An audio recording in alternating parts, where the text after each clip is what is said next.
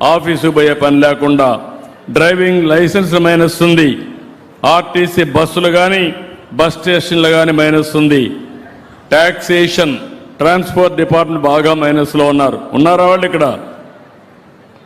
Transport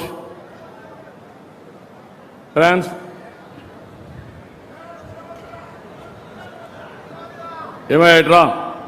బాగలేదు 10% మైనస్లో ఉన్నావు. ఇప్పుడు ఈ 24లో 24% మైనస్లో ఉన్నావు. అది ఉంటే కుదరదు. నువ్వెక్కడున్నా నీ జాతకం నీ వెనకాలనే ఉంటుంది. 70% బాగా చేస్తున్నారు. నేను చెప్పేది కాదు, ఇక్కడ ప్రజలు చెప్పేది. నేను మా ఎమ్మెల్యేలను కూడా మేము ఎట్టున్నాం మొన్నే మిమ్మల్ని అడిగాం, జ్ఞాపకం ఉందా?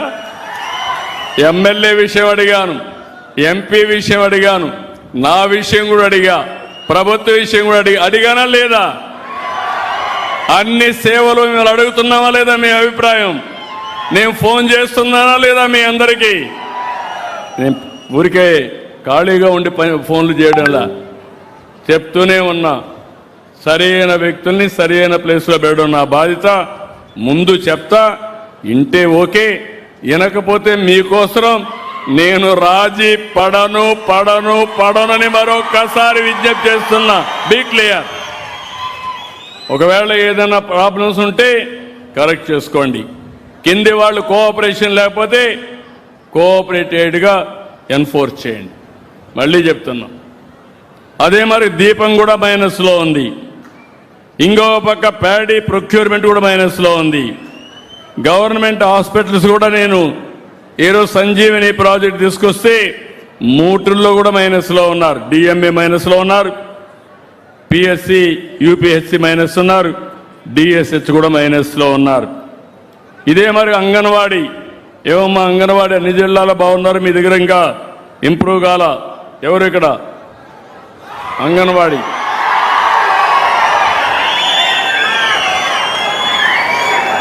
ఏం తల్లి పైకి రమ్మా, పైకి రా.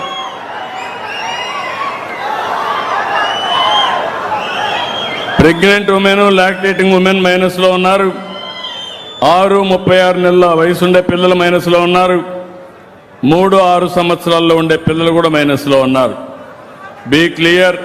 ఏం చేస్తారో నాకు తెలియదు, జాగ్రత్త చూసుకోండి. మళ్ళా మీరు ఒకవేళ కానీ మెత్తగా ఉంటే మీ వాళ్ళు ఇష్ట ప్రకారం తీసుకుంటే కరెక్ట్ కాదు, మోటివేట్ చేయండి. వాట్సాప్ గ్రూపులు పెట్టుకోండి. మీరు ఏం చేస్తారో నాకు తెలియదు, అందరినీ స్ట్రీమ్లైన్ చేయండి. మీ దగ్గర డేటా ఉంది, డేటా డ్రివన్ డెసిషన్ మేకింగ్. ప్రజలు ఆమోదించే పరిపాలన ఇవ్వాలి. ప్రజలకు ఆమోదం లేని పరిపాలన నేను యాక్సెప్ట్ చేయను. వాళ్ళని మెప్పించండి, మీకు దండేస్తా. వాళ్ళని మెప్పించకపోతే మాత్రం నేను మీతో ఉండను. నేను I'm very clear on that. ఇన్ని 2 ఏళ్ళు చెప్పా. ఇప్పుడు ఈ నెల నుంచి అనుకున్నా కానీ కొంచెం ఇదేంది. నెక్స్ట్ మంత్ నుంచి మీ ఆఫీస్కి వస్తా, అందరి ముందర మిమ్మల్ని నిలదీస్తా సరిగా పని చేయకపోతే. Be clear. అదే మరిగా వీవర్స్కి ఎలక్ట్రిసిటీ ఇవ్వడం కూడా మైనస్ ఉంది. వాళ్ళకు కూడా సరిగా చెప్పలా మీరు. 9.66% మైనస్ ఉంది. గంజాయి ఒకటి ప్లస్ ఉంది, బాగానే క్యాంపెయిన్ చేశారు. ఉమెన్ పైన నేరాలు కూడా మైనస్ ఉంది. అదే సమయంలో సోషల్ వెల్ఫేర్ హాస్టల్స్ మైనస్ ఉన్నాయి. స్వామి నువ్వు కూడా రెసిడెన్షియల్ స్కూల్స్ కూడా మైనస్ ఉన్నాయి ఇక్కడ, అవి కూడా చూసుకో. ఆఫీసర్లు చెప్తే మా మంత్రులు మా కోసరం కాదనుకుంటున్నారు. ఓవరాల్గా మీ డిపార్ట్మెంట్ మీకు వస్తుంది, హెడ్ ఆఫ్ ది డిపార్ట్మెంట్ వాళ్ళకి వస్తుంది, కలెక్టర్ కూడా వస్తుంది.